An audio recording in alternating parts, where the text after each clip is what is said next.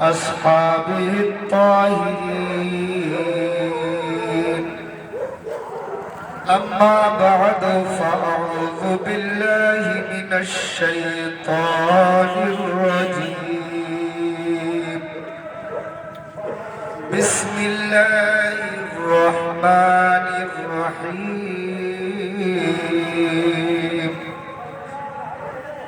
منها خلقناكم وفيها نعيدكم ومنها نخرجكم تارة أخرى.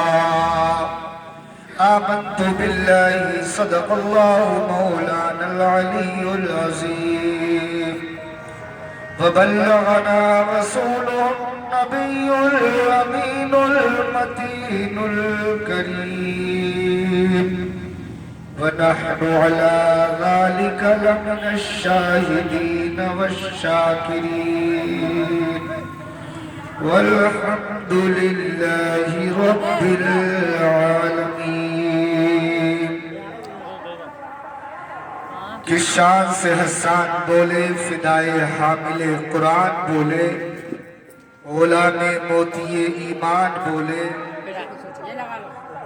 ادب کا مطلع تابان بولے، وَأَحْسَنَ مِنْكَ لَمْ تَرَ قَطُّ عَيْنِي وَأَجْمَلَ مِنْكَ لَمْ تَلِدِ النِّسَاءُ خُلِقْتَ مُبَرَّأً مِنْ كُلِّ عَيْبٍ كَأَنَّكَ قَدْ خُلِقْتَ كَمَا تَشَاءُ.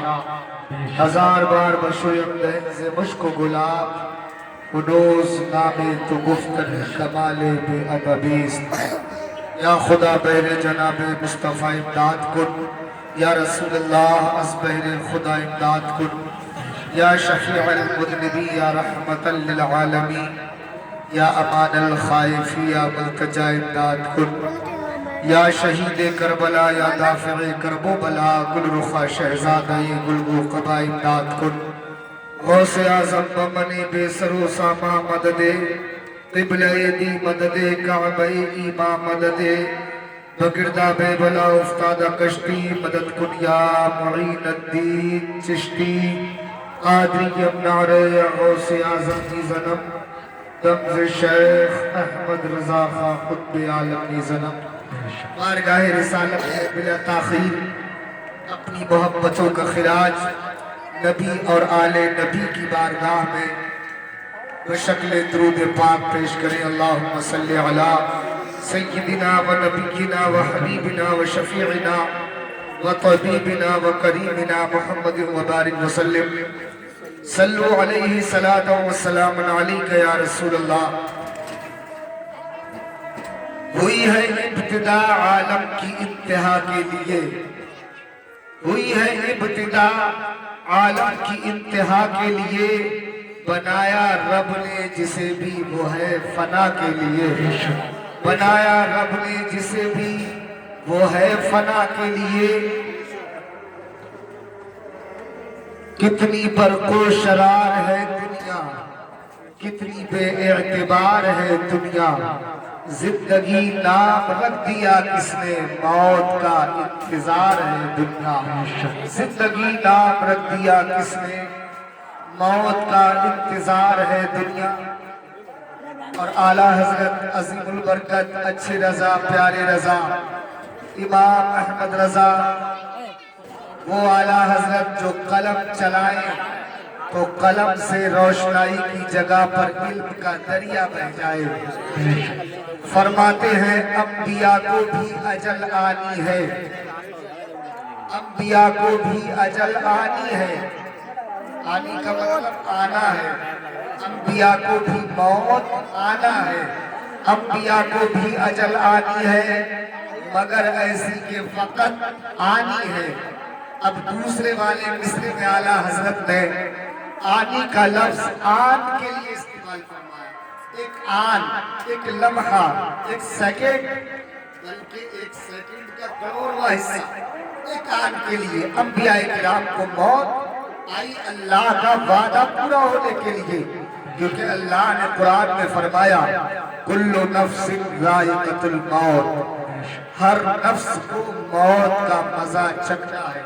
تو اعلیٰ حضرت فرماتے ہیں انبیاء کو بھی اجل آنی ہے مگر ایسی کہ فقط آنی ہے، اور اس آن کے بعد ان کی حیات مثل سابق وہی جسمانی ہے، یعنی اس آن کے بعد جس میں انہیں موت ایک لمحے کے لیے طاری ہوئی، اس آن کے بعد ان کی زندگی مثل سابق گزشتہ کی طرح وہی جسمانی ہے۔ سبحان اللہ۔ تو انبیاء کرام جیسے کل زندہ تھے آج بھی زندہ ہیں، ہمارے نبی جیسے کل زندہ تھے آج بھی زندہ ہیں۔ ماشاءاللہ حضرات ہمارے مہمان، خصوصی مہمان جن کا ولولہ انگیز خطاب، بہترین خطاب، احادیث کریمہ سے مزین قرآن و حدیث کی روشنی میں آپ سماعت کریں گے۔ ایک مرتبہ محبت سے بولے سبحان اللہ۔ تو انبیاء کو بھی اجل آنی ہے مگر ایسی کہ فقط آنی ہے، اور اس آن کے بعد ان کی حیات مثل سابق وہی جسمانی ہے۔ حضرات خطبہ مسنونہ کے بعد آیت کریمہ تلاوت کی ہے۔ ہم سب کا خالق، ہم سب کا مالک اللہ جل مجدہ کریم ارشاد فرماتا ہے منہا خلقناکم، منہا خلقناکم۔ جب یہ آیت پڑھ رہے ہوتے ہو قبرستان میں جانے کے بعد، جبکہ ہم مٹی ڈال رہے ہوتے ہیں لب میں بھر بھر کر، ادھر زبان پر جاری ہے منہا خلقناکم۔ آخر کبھی یہ سوچا کہ کیوں پڑھنے کا حکم دیا گیا؟ کیوں پڑھتے ہیں؟ کبھی سوچا آپ نے کیوں پڑھا جاتا ہے اس آیت کو؟ 16 پارے کی آیت ہے یہ، اور اس میں اللہ نے ارشاد فرمایا منہا خلقناکم، ہم نے تمہیں اسی سے پیدا فرمایا، ہاتھوں میں مٹی اور پڑھ رہے ہیں اسی سے پیدا فرمایا۔ آپ کے ذہن کو جھنجھوڑ کر یاد دلایا جا رہا ہے کہ اے بندہ غافل، تو ہمیشہ اس مٹی کے اوپر نہیں رہے گا۔ منہا خلقناکم، ہم نے تمہیں اسی سے پیدا فرمایا، مٹی سے۔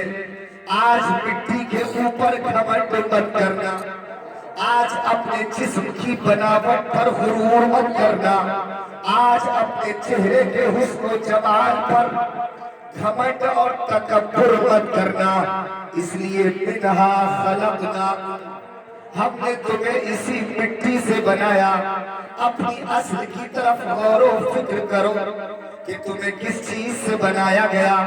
مٹی سے، تم مٹی ہو، مٹی میں ملا دیے جاؤ گے، اور قیامت کے دن اللہ فرماتا ہے منہا خلقناکم وفیہا نعیدکم، ہم نے تمہیں اسی مٹی سے پیدا فرمایا، مٹی میں تمہیں دوبارہ لوٹا دیا جائے گا۔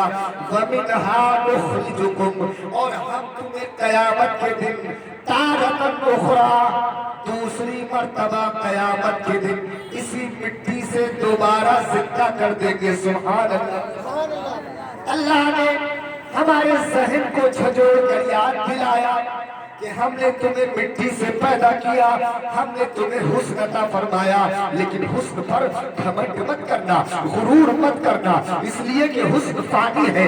آج کل کا انسان دو چیزوں کی طرف بھاگ رہا ہے، یا تو حسن کی طرف یا تو دولت کی طرف۔ حسن دنیا کے اندر ختم نہیں ہوگا لیکن مٹی میں ملا دیا جائے گا، دولت دنیا ہی میں ختم ہو جائے گی، حسن قبر کے حوالے ہو جائے گا، لیکن وہ چیز جو آپ کے ساتھ جائے گی وہ آپ کے اعمال صالحہ ہے، وہ جو آپ کے ساتھ جانے والی چیز ہے وہ آپ کا ایمان ہے جو قیامت تک آپ کے ساتھ۔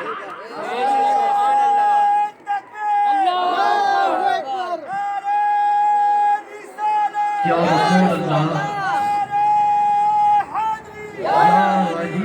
حضرات دنیا میں کتنے لوگ ہیں جب تک اللہ نے تمہیں چمک عطا فرمائی تمہارے ساتھ، تمہیں شہرت عطا فرمائی تمہارے ساتھ، دولت عطا فرمائی تمہارے ساتھ، بڑے دور دور کے رشتہ دار بھی کہتے ہیں ہم تو تمہارے پھولا ہیں، جب دولت ہوتی ہے، سمجھے، اور جب برا حال ہوتا ہے، جب غربت ہوتی ہے، غریبی ہوتی ہے، تو اپنے بھی نگاہیں پھیر لیتے ہیں، نگاہیں پھیر کر نکلتے نظر آتے ہیں اپنے لوگ بھی۔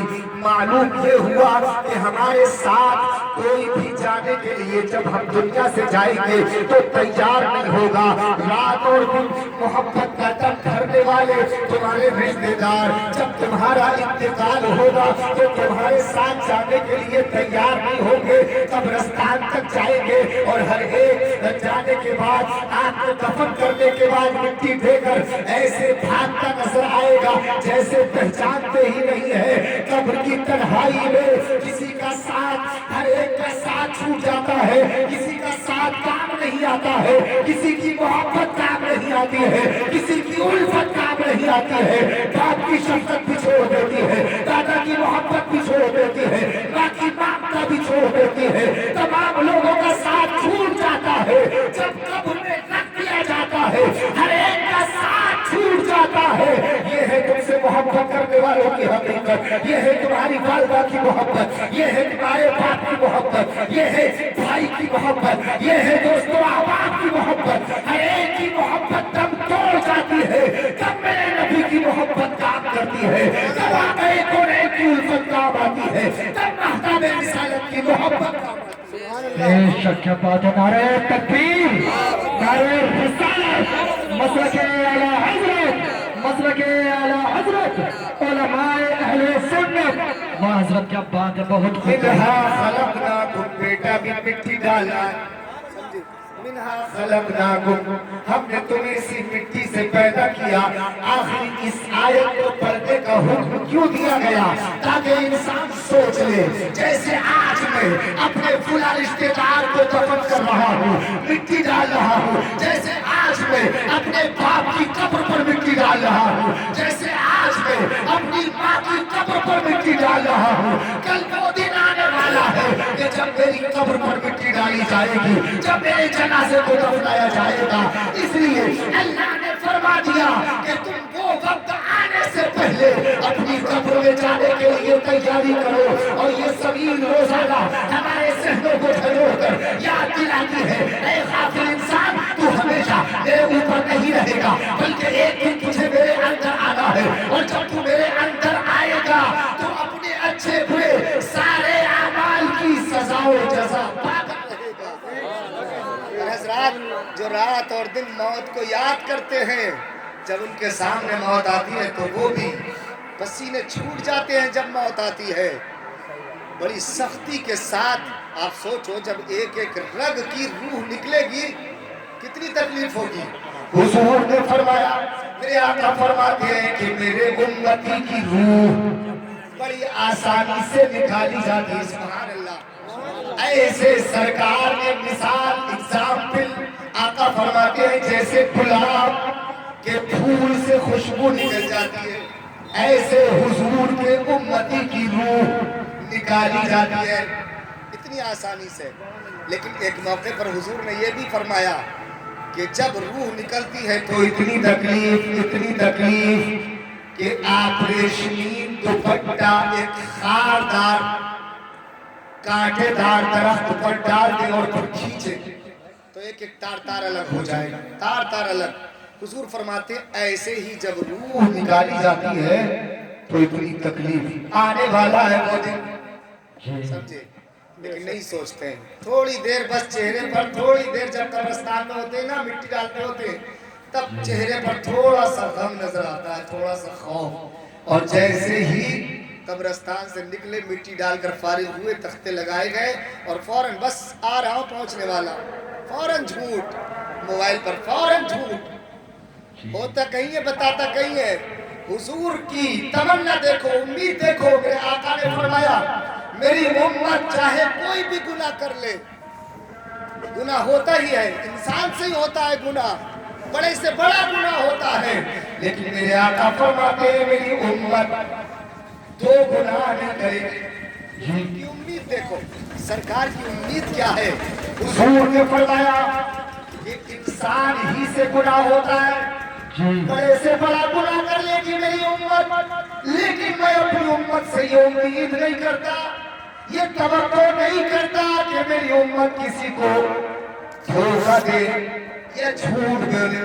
लेकिन आजकल का मुसलमान मोबाइल पर इतना झूठ बोल रहा, अल्लाह की पनाह। समझे, घर में है, घर में मौजूद है, फोन आ गया, बस पहुंचने वाला हूं।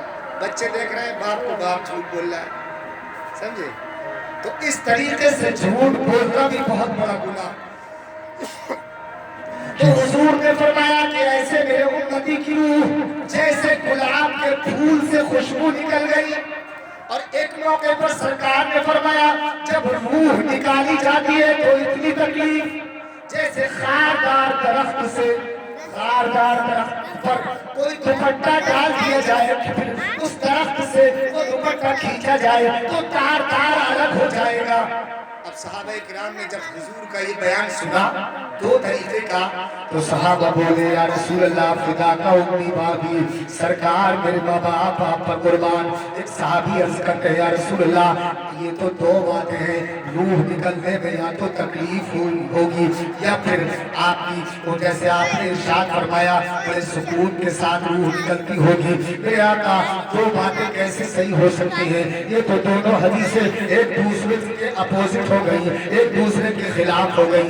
मेरे आका ने अब इरशाद फरमाया ऐ मेरे जानिसार साहबा, क्या तुमने सूरह यूसुफ नहीं पढ़ी जिसमें अल्लाह ने फरमाया कि औरतों ने जब हुस्न यूसुफ को देखा। तवज्जो फरमाए, तवज्जो करेंगे तब समझ में आएगी बात, वरना समझ में नहीं आएगी। मैंने दो हदीसें बयान की, एक में हुजूर ने फरमाया कि रूह निकलने में बहुत तकलीफ, और दूसरी हदीस में हुजूर ने फरमाया कि मेरे उम्मती की रूह इतने सुकून से निकलती है जैसे गुलाब के फूल से खुशबू निकल जाती है।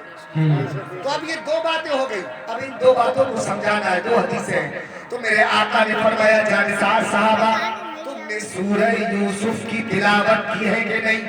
और सूरह यूसुफ में अल्लाह ने फरमाया कि औरतों ने हुस्न यूसुफ को देखा।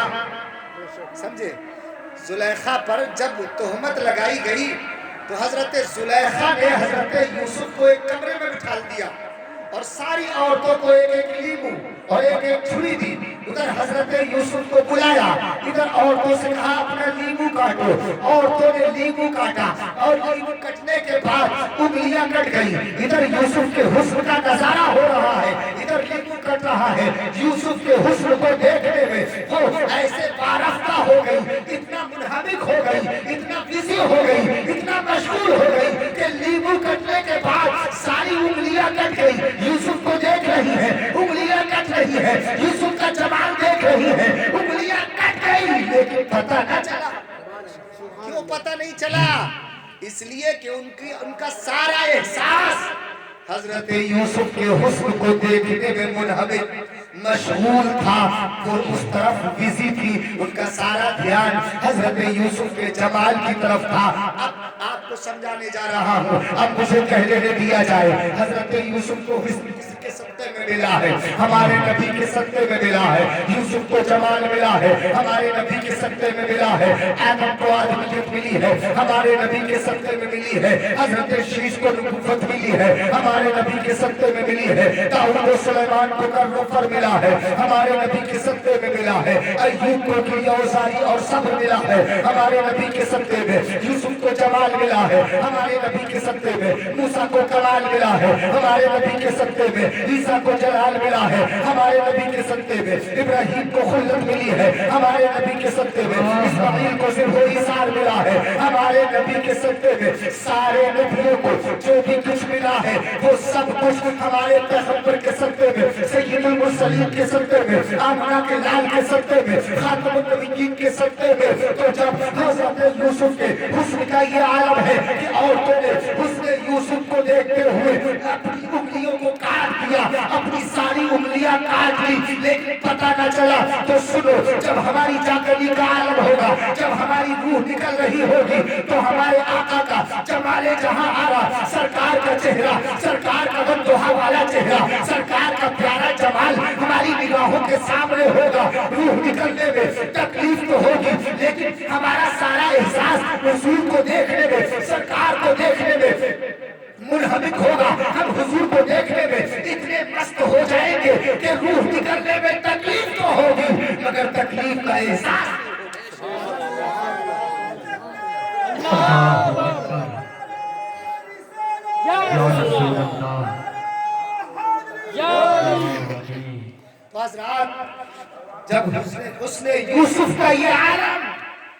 उंगलियां कट गई पता न चला। तो नबी का जब हम चेहरा देख रहे होंगे, क्योंकि हुजूर हमारी जाकनी के आलम में सरकार का जमाले जहां आ रहा हमारे सामने होगा, हुजूर सामने तशरीफ फरमा होंगे, उधर हजरत इस्राइल मलकुल मौत हमारी रूह निकाल रहे होंगे। तो रूह निकलने में तकलीफ तो होगी, लेकिन हमें तकलीफ का बिल्कुल एहसास नहीं होगा, बिल्कुल पता नहीं चलेगा। हाज़रीन किराम, तो मौत तो हर एक को आना ही है, इसलिए मौत आने से पहले तैयारी कर लो, ताकि जब दुनिया से जाओ तो रोते हुए नहीं मुस्कुराते हुए जाओ। सब तुम्हें देखकर जब तुम दुनिया से जाओ तो रोने लगे, तुम्हारे रिश्तेदार रोने लगे, लेकिन तुम उनसे मुस्कुरा करके कहते जाओ, सुनो मैं पूरी जिंदगी अपने नबी के लिए तड़पता रहा और दुआएं करता रहा, या रसूल अल्लाह एक रात मेरे ख्वाब ही में आ जाएंगे, लेकिन दीदार न हो सका, ज़ियारत न हो सकी। आज जब मैं दुनिया से जा रहा हूँ तो सबसे बड़ी खुशी की बात ये है कि अपने नबी से मुलाकात करने जा रहा हूँ। सुना है आप आशिक के घर तशरीफ लाते हैं, मेरे घर में भी हो जाए जरा या रसूल अल्लाह। हजरात, मुनासिब नहीं है कि हमारे मुकर्रर खुसूसी बैठे हैं और हम तकरीर करते रहें, हमारे ये मेहमान हैं, आप हमें तो सुनते ही रहते हैं। बस आखिरी बात कहकर आपसे रुखसत होना चाहता हूँ, मोहब्बत से बोलें सुभान अल्लाह। एक बूढ़ी औरत थी ना, तो वो जो है रोज दुआएं करती थी, अल्लाह मेरी मौत कहाँ, भेज दे मौत को। कुछ लोग परेशान हो जाते हैं तो मौत को याद करते हैं। मौत की दुआ करना गुनाह है, लेकिन मौत की तमन्ना करना गुनाह नहीं है। देखो, दुआ अलग है, तमन्ना अलग है। तमन्ना का मतलब हुजूर को देखने के लिए मौत की तमन्ना, लेकिन दुआ का मतलब दुनिया की परेशानियों से तंग आकर, या अल्लाह अब मौत दे दे तो अच्छा है।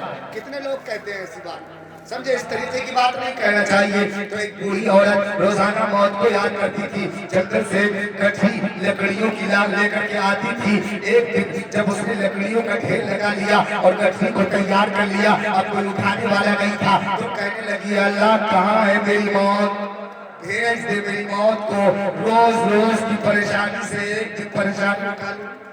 आ गए हजरत इस्राइल अचानक, और जैसे ही इस्राइल आए, बूढ़ी औरत ने कहा, आप कौन? तो आपने फरमाया, मैं तेरी मौत। घबरा गई, पसीने में नहा गई, परेशान हो गई, कहने लगी, हाँ हजरत मलकुल मौत इस्राइल अलैहिस्सलाम ने फरमाया, तूने मुझे अभी याद किया है, मैं हाजिर हो गया।